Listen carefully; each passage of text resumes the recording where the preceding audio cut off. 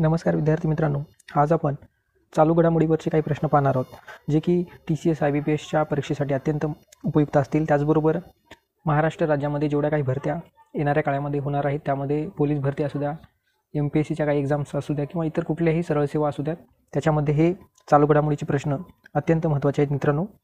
आपण एक एक करून सर्व प्रश्नांची उत्तरं या व्हिडिओमध्ये पाहणार आहोत।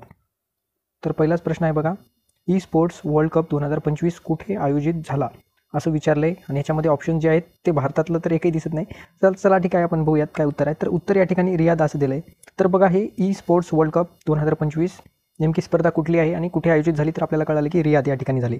रियाद म्हणजे कुठं आहे, तर सौदी अरेबियाला रियाद आहे। हा सर्वात मोठा ई स्पोर्ट टुर्नामेंट आहे, जे की रियाद सौदी अरेबिया इथं पार पडला। याचा उद्देश काय होता, तर डिजिटल गेमिंगसाठी क्रीडा पर्यटन आणि सौदीचं ते एक विजन होतं, विजन 2030 याचा प्रचार करण्यासाठी हे ई स्पोर्ट वर्ल्ड कप असं होतं। तर पुढचा प्रश्न घेऊयात आपण। पुढचा प्रश्न बघा मित्रांनो, आपल्या स्क्रीनवर येत आहे।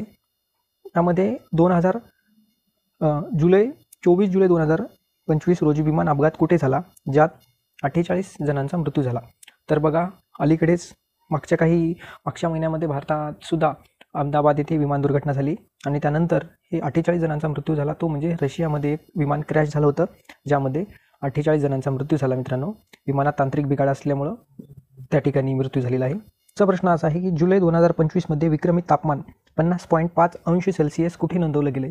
तर बघा मित्रांनो, जुलै महिन्यामध्ये एवढं तापमान त्या देशामध्ये असते, आपल्याकडे नसते तेवढं। आपल्याकडे सध्या आता पावसाळा सुरू आहे, महापूर सुरू आहे सगळीकडे। तर जुलै महिन्यामध्ये 2025 म्हणजे याच वर्षी तुर्की या देशामध्ये, त्या देशातलं आत्तापर्यंत सर्वाधिक म्हणजेच 50.5 अंश सेल्सिअस इतकं तापमान आढळलं गेले, नोंदवलं गेले। आणि हे हवामान बदल, जागतिक तापमानवाढीमुळे वाढत्या उष्णतेचे एक लक्षण आहे मित्रांनो, कारण 50.5 अंश सेल्सिअस म्हणजे खूप मोठा आकडा आहे आणि धोक्याची घंटासुद्धा आहे त्या देशासाठी। तर आपण पुढचा प्रश्न घेऊयात। पुढचा प्रश्न आहे, जागतिक ज्युडो ग्रँड स्लॅम जुलै 2025 कुठे आयोजित झाला असं विचारले। तर बघा, टोकियो, उलानबातर, सोल आणि बाकू सगळे बाहेरच्या देशातले आहेत। त्यामध्ये आपल्याला विचारतात ग्रँड स्लॅम कुठे आयोजित झाला, त्याचबरोबर इतर उन्हाळी विंटर गेम्स, इतर कुठलेही गेम्स असू द्या, TCS IBPS याच्यावर हमखास प्रश्न विचारतात।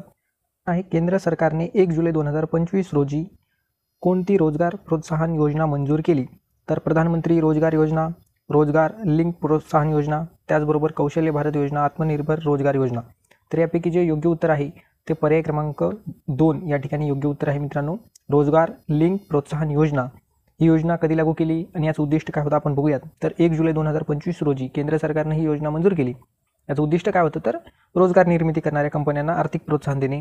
मुख्यतः सांगायचं झालं तर उत्पादन व सेवा क्षेत्रात नोकऱ्या वाढवणे हे या योजनेचे मुख्य उद्दिष्ट होतं। तर पर्याय क्रमांक 2 रोजगार लिंक प्रोत्साहन योजना, केंद्र सरकारने 1 जुलै 2025 रोजी ही योजना मंजूर केली। तर पुढचा प्रश्न आपण घेऊयात। तर पुढचा प्रश्न असा आहे, जुलै 2025 मध्ये कोणते कर संबंधित विधेयक लोकसभेतून मागे घेण्यात आले। तर लोकसभेत कोणते पारित झाले यावर सुद्धा प्रश्न येतो आणि लोकसभेतून कोणते मागे घेण्यात आले यावर सुद्धा प्रश्न विचारतात। तर याचं योग्य उत्तर आहे पर्याय क्रमांक B, आयकर विधेयक 2025। तर GST नाही, सीमाशुल्क नाही आणि वित्तीय विधेयक सुद्धा नाही। तर काय आहे, आपण संपूर्ण डिटेल्स बघूया। तर बघा, जुलै 2025 मध्ये केंद्र सरकारने इन्कम टॅक्स बिल 2025 मागे घेतले। कारण काय होतं, तर विविध उद्योग संघटनांचे व विरोधी पक्षांचे आक्षेप यावर नोंदवले गेले आणि त्यांनी आक्षेप घेतल्यामुळे आयकर विधेयक 2025 यामध्ये मागे घेण्यात आलं लोकसभेतून। तर पर्याय क्रमांक 2 हे लक्षात असू द्या, आयकर विधेयक। पुढचा प्रश्न बघा, पुढचा प्रश्न असा आहे, सुधारित आयकर विधेयक 2025 पुन्हा कधी सादर करण्याचे नियोजित आहे। तर तारीख विचारली आपल्याला, ऑगस्ट महिन्यातील आहे, 1 ऑगस्ट, 11 ऑगस्ट, 15 ऑगस्ट, 30 सप्टेंबर। तर यापैकी योग्य उत्तर असं आहे 11 ऑगस्ट 2025। तर सुधारित विधेयक अधिक सुलभ व करदात्यांना अनुकूल असेल असे यामध्ये सरकारनं सांगितले आणि त्यामुळं सुधारित आयकर विधेयक 2025ला करण्याचं नियोजित आहे।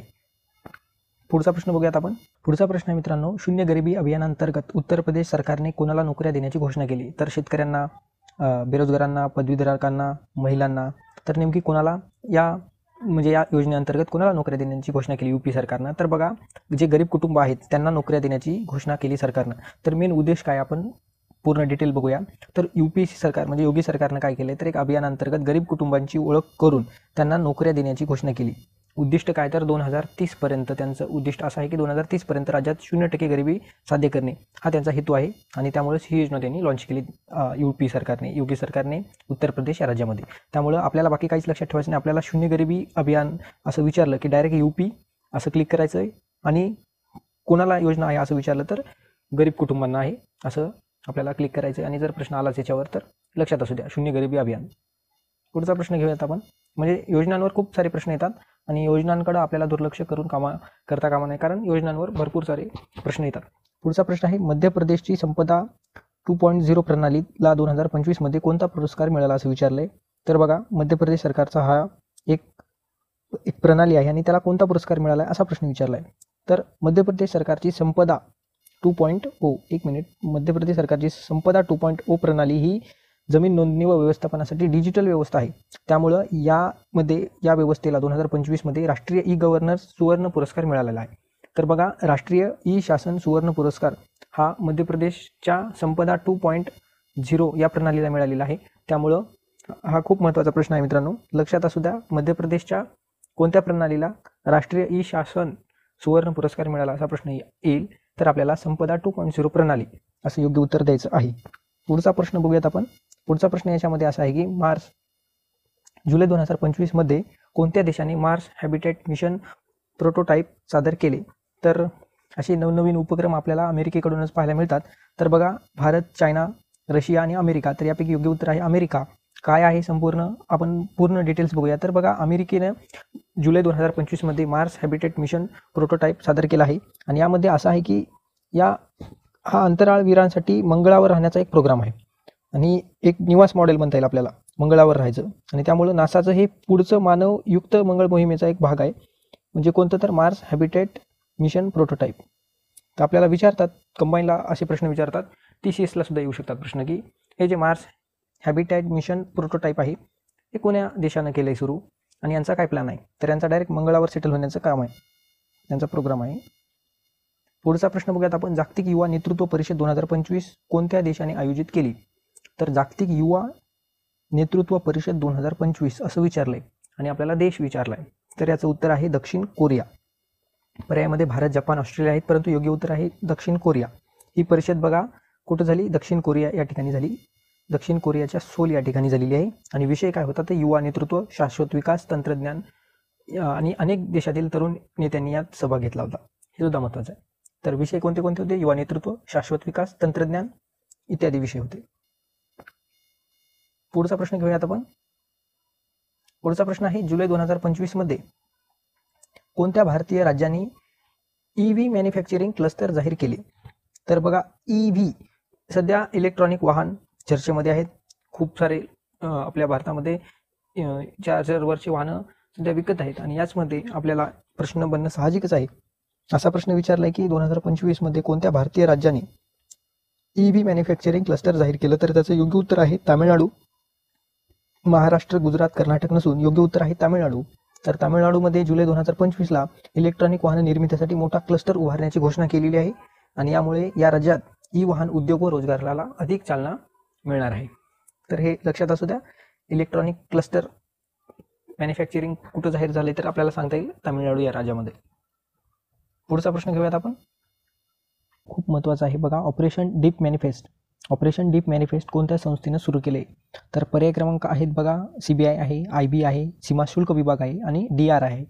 तर याच्यामध्ये महसूल गुप्तचर संचालनालय हे योग्य उत्तर आहे. काय आहे संपूर्ण आपण बातमी डिटेल्समध्ये बघूया. तर बघा ऑपरेशन डीप मॅनिफेस्ट हे एक ऑपरेशन DRIनं सुरू केले.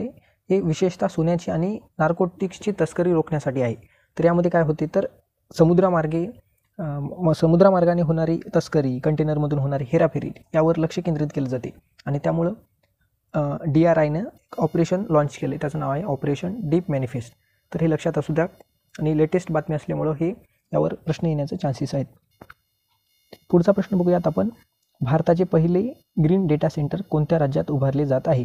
तर भारतातील पहिलं ग्रीन डेटा सेंटर विचारलंय आणि योग्य उत्तर आहे उत्तर प्रदेश.